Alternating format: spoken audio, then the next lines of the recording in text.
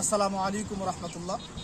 সম্মানিত ভিউয়ার্স, আমি বর্তমানে দাঁড়িয়ে আছি রংপুর জেলার উপজেলার প্রাণকেন্দ্রে। যে জায়গাটায় আমি দাঁড়িয়ে আছি এই জায়গাটা এরশাদ ব্রিজ নামে পরিচিত এবং আলহামদুলিল্লাহ আপনারা হয়তো আমার ব্যাকগ্রাউন্ড বা দেখতে পাচ্ছেন যে বর্তমান ইয়াং জেনারেশন এবং মুসলিম উম্মাহ যেভাবে জেগেছে, আজকে আমরা সারা পৃথিবী জুড়ে দেখতে পাচ্ছি যে ওয়ার্ল্ড কাপকে কেন্দ্র করে বিভিন্ন দলকে মানুষ সাপোর্ট করতেছে এবং তার পতাকা উড়াইতেছে।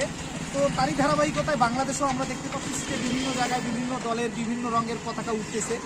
কিন্তু ভালো লাগার বিষয় যেটা হচ্ছে যে এখানে আমি এসে অবাক হলাম যে আমাদের মুসলমান ভাইরা তারা আজকে কালিমার পতাকা যেভাবে লাগিয়েছে আপনারা দেখতেই পাচ্ছেন, খুবই সুন্দর চমৎকার লাগতেছে জায়গাটা। পতাকাগুলোর অন্যান্য দেশের যে পতাকা, আর্জেন্টিনা, ব্রাজিল বা অন্যান্য দেশের পতাকাগুলোর পাশাপাশি আমাদের মুসলমানের পতাকা যেটা, অর্থাৎ আমাদের যে কালিমা যেটাকে আমরা বিশ্বাস করি, দিলে বিশ্বাস করি এবং মানি, লা ইলাহা ইল্লাল্লাহ মুহাম্মাদুর রাসূলুল্লাহ, সেই কালিমার পতাকাগুলো পরপর করে উঠতেছে আপনারা দেখতেই পাচ্ছেন। খুবই সুন্দর লাগতেছে।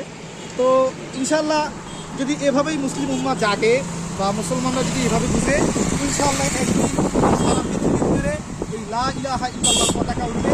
এই আশায় আমরা রাখি আগামী মুসলিম উম্মাহ আমরা ঐক্যবদ্ধভাবে কাজ করবো, যাতে করে বাংলাদেশের খেলাফত কায়েম হয়, শরিয়া আইন বাস্তবায়ন হয় এবং ইহুদিদের তৈরি মানুষের তৈরি কৃষিতন্ত্র মন্ত্র বাদ দিয়ে আগামীতে আইন বাস্তবায়ন